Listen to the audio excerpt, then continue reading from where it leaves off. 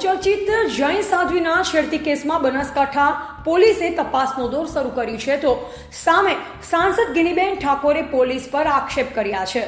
Police Thakor સમાજના યુવકોને માર મારી પરાણે ગુનો કબૂલ આવતી હોવાના આક્ષેપ કર્યા છે। બનાસકાંઠા પોલીસ દ્વારા ઠાકોર યુવકને મારી અને કબૂલાત કરાવવાના આક્ષેપ કર્યા છે। જોકે ગિનીબેન ઠાકોરે કહ્યું છે કે ધર્મને લગતી બાબત છે અને છેડતીનું પ્રકરણ હોય તેમાં તટસ્થ અને નિષ્પક્ષ તપાસ થવી જોઈએ। જો મારો ભાઈ પણ ગુનેગાર હોય તો તેને પણ પોલીસે છોડવાનો જોઈએ તેમ નિવેદન કર્યું છે। તો સામે પોલીસે પણ નિવેદન કર્યું છે કે જૈન સાધ્વીના પ્રકરણમાં અંદાજિત 350 જેટલા શકમંદ લોકોની તપાસ કરાવી છે, તેમની પૂછપરછ કરાઈ છે। ટેકનિકલ સોર્સ આધારે પોલીસ આ તમામની તપાસ કરી રહી છે।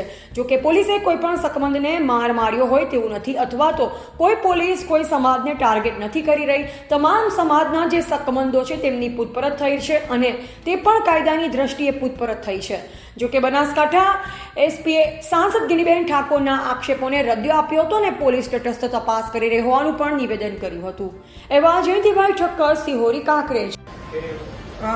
બાબર નવા 19 તારીખે પૂનમના દિવસે એટલે કે તારીખ 19/8/2024 રોજ સાધ્વીજી જોડે એક છેડતીના ભાગરૂપે જે ઘટના બની હતી એના તપાસના અંતે અનેક આ વિસ્તારના યુવાનોને પોલીસ સ્ટેશનમાં બોલાવીને એમના પૂછપરછ કરવામાં આવી।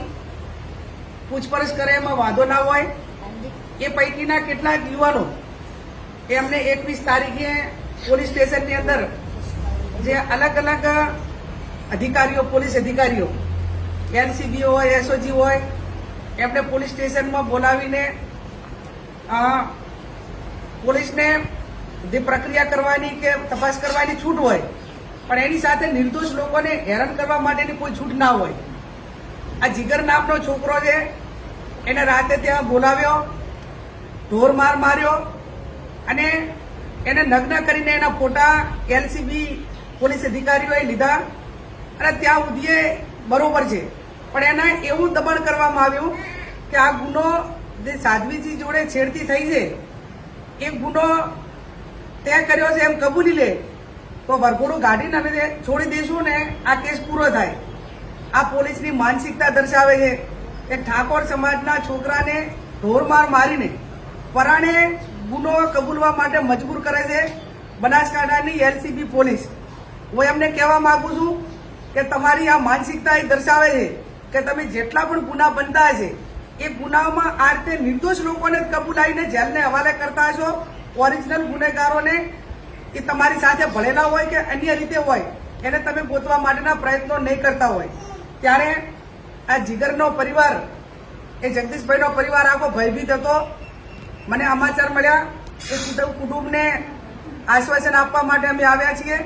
હું પોલીસના ઉપલા અધિકારીઓને આગ્રહભરી વિનંતી કરું છું, અપેક્ષા રાખું છું કે એક ધર્મ ઉપર એટેક થાય ત્યારે જ્યારે આ ઘટના બની ત્યારે હું મહારાજ સાહેબોને મળી હતી, પોલીસ સ્ટેશન એસપી આવ્યા હતા ત્યાં ગઈ હતી, એમને ગામની આખી સભા રાખી તો એમાં પણ મેં કીધું હતું કે સાચો ગુનેગાર હકવો મારો ભાઈ હોય તો એને છોડવાનો નથી અને કાયદો કાયદાનું કામ કરે।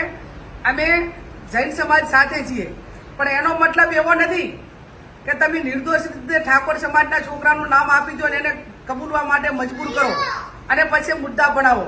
ત્યારે આવા અધિકારીઓને જે સાધ્વીજીની સાથે જે ઘટના બની એના ગુનેગારોને પકડવાને બદલે, ઓરિજિનલ ગુનેગારોને પકડવાને બદલે આવા નિર્દોષ લોકોને ખોટી રીતે હેરાન કરી રહ્યા છે અને એમને આજીવન અને એક આખા સમાજને બદનામ કરવા માટેનું કામ કરી રહ્યા છે। તો એ જે અધિકારીએ કીધું છે આ દીકરાને દબાણપૂર્વક એની પાછળ કાર્યવાહી થવી જોઈએ અને એને સસ્પેન્ડ કરવો જોઈએ જેથી કરીને નિર્દોષ લોકો જેલના હવાલે ના થાય।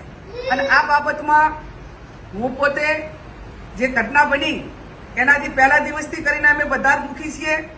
આ બાબરની બદનામી છે અને એક ધર્મ ઉપર જ્યારે આવું એટેક થતું હોય ત્યારે હરકીસ એક મહિલા તરીકે, એક એના આગેવાન તરીકે એ ગુનેગારને ક્યારે છાવરવાનું અમારા મગજમાં કે ક્યારે અમારા વિચારધારામાં કે અમારી કોઈ દાડો એ ટાઈપની માનસિકતા પણ ના હોય।